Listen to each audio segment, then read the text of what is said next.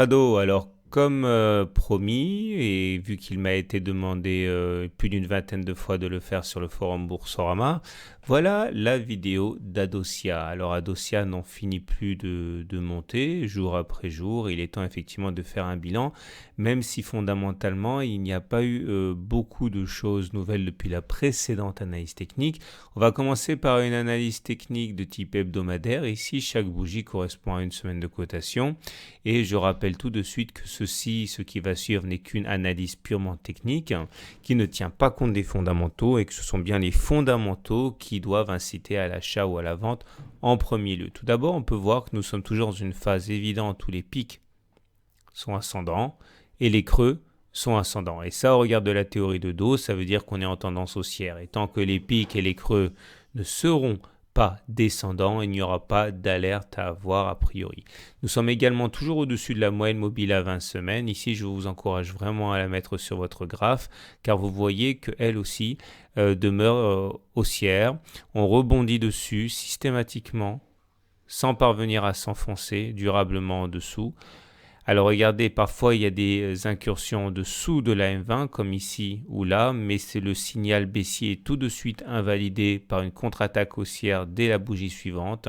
Donc tant qu'on n'a pas, disons, deux bougies consécutives en dessous de la M20, il n'y a pas de souci à se faire. Si on utilise le système Ishimoku, dont voici le nuage et voilà la Kijun en vert foncé et la Tenkan en marron, on voit que là aussi on est aussi à moyen terme puisqu'on est au-dessus de ces trois éléments graphiques.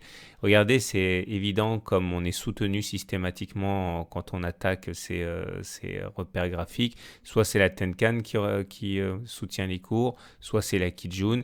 Donc première alerte, on va dire, si on passe en dessous de la Tenkan, si on devait passer en dessous de la Kijun, ce qui n'est pas arrivé depuis belle lurette, on aura éventuellement une deuxième alerte. Mais bon, vous voyez, les systèmes sont plutôt très haussiers sur Adosia. Donc on pourrait même descendre chercher la Tenkan à 70 sans remettre en cause la pérennité du système haussier au regard du système Ishimoku. Maintenant, si on bascule du côté du journalier pour voir où nous en sommes, j'avais signifié, signalé et dessiné la dernière fois que j'ai fait une vidéo ce triangle symétrique de sommet, vous voyez ici en noir, et j'avais dit que rien d'important ne serait obtenu tant qu'on ne casserait pas ce triangle soit à la hausse soit à la baisse. Alors vous voyez, il y a eu des velléités haussières ici ou encore là où on a tergiversé mais on poussé vers le haut. Finalement, la cassure a été franche le 8 juillet et depuis on enchaîne de belles hausses. Les objectifs sont ralliés les uns après les autres. Tout d'abord, le premier objectif, c'est d'aller chercher le point le plus haut du triangle symétrique, à savoir les 75 €. Ça a été fait la séance du 13 juillet.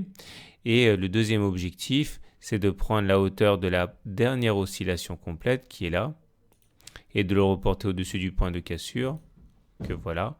On voit que l'objectif est atteint aujourd'hui même. Si vraiment on a de la chance, eh bien il s'agirait de prendre dans ce cas la hauteur de la première oscillation complète, reporter au-delà du point de cassure, et ça nous donnerait un objectif aux alentours des 93 €. Bon, cet objectif est moins souvent rallié que le premier objectif, mais il est néanmoins tout à fait attirant. Voilà ce qu'on pouvait dire.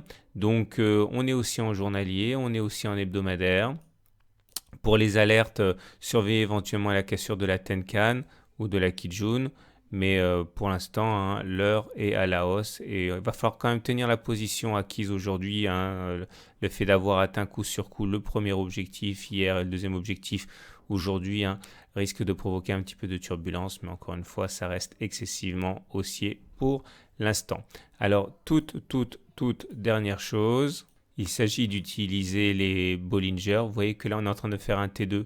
Regardez, deux clôtures au-dessus de la Bollinger supérieure. Ça veut dire que la hausse est forte, que la volatilité augmente. Et il faudrait impérativement ne pas faire une bulle, c'est-à-dire ne pas avoir une bougie entière au-dessus de la Bollinger supérieure sans toucher la Bollinger inférieure. Ça serait sans doute une alerte, mais tant que l'on clôture au-dessus de la Bollinger supérieure en revenant toucher la dite Bollinger supérieure, eh bien on a des belles séances de hausse. Voilà ce qu'on pouvait dire de la... Je cherche un exemple pour vous montrer les dangers que cela occasionne. Voilà, regardez. Là, voilà ce dont je parlais. Donc, une bougie entière au-dessus de la Bollinger supérieure sans contact avec la Bollinger supérieure, eh bien, ça entraîne une consolidation. Ok, donc il faudrait vraiment que les bougies au-dessus de la Bollinger se fassent avec contact. Voilà ce qu'on pouvait dire. Je vous souhaite une bonne journée, de bons trades. Et n'oubliez pas de suivre le Trado Screener qui vous donne déjà une bonne idée de la tendance en cours. Je vais vous le montrer tout de suite. Il est là. Regardez, pour avoir accès au Trado Screener, il suffit d'aller sur mon blog, de cliquer sur le ruban rouge là. Et là, vous voyez, hein, en date du 9 juillet, il y a 5 jours, la dossier a été déjà notée positivement.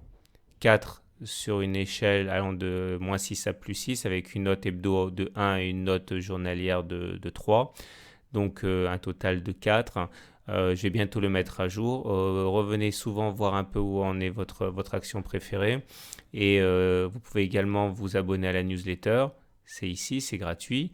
Et enfin, pour terminer, n'oubliez pas de demander votre livre d'analyse technique gratuit que j'ai écrit. Hein. Il suffit d'envoyer e-book gratuit à tradozer@gmail.com et je vous envoie la vidéo exclusive de 30 minutes, le livre, les exercices corrigés, tout ça directement sur votre mail. Profitez-en, c'est pour les débutants et c'est donc pour vous que je l'ai écrit. À très bientôt pour une mise à jour.